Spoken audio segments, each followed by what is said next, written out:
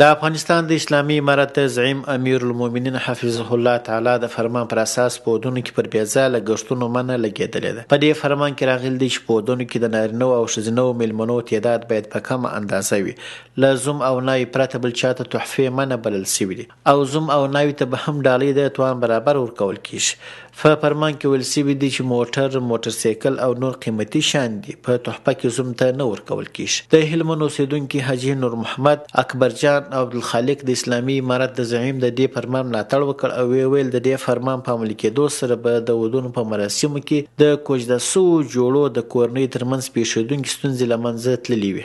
ولورونه دي ارزانه کړي په هغه کې مراد ورسره وي په 6 لکه دی ورکړي په 15 لکه دی ورکړي په 2 لکه دی ورکړي. ما چې کوژده وکړله په 14 لکه مې وکړله. بیا چې مې کوژده وکړه ما چې هڅه وکړله دغه روپۍ دا 14 لکه مې نشو برابرولی چې دا وکړم.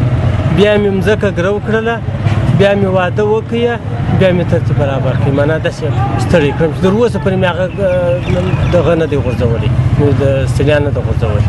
باید چې مستای د ځان سره رهي وو دا 3-4 لکه چې د خلک توانایي دا د ودو یې ورکوي دا موټر چې دا زمان ته ورکوي ولی چې په دغه نقطې دا بېوزلي بېولاد سره مرسته وکړي بېوزلي بېولاد یې ورکړي هم به خدای خوشحاله یم به رسول خوشحاله یم هم امیر خوشحاله وي هم متحد پر ځای شي.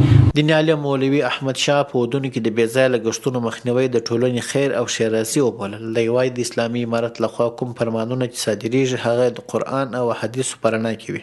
قرآن کې الله پاک وایي کلوا واشربوا ولا تسرفوا تاسې خوراک کوئ چې ښه کوئ خو اسراف مه کوئ انه لا يحب المسرفین الله وایي زه اسراف کوونکي نه خوښوم. بل ځای کې وایي ان المبذرین کانوا اخوان الشیاطین.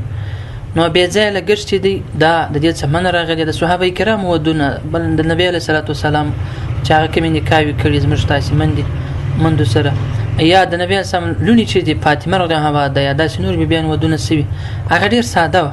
دوی وایي هغه کورنۍ چې په ودونو کې بېځایه او ډېر لګښتونه کوي هغوی د واده مصارف معادل پر غریبانو وویشي او له اسرافه دې ډډه وکړي.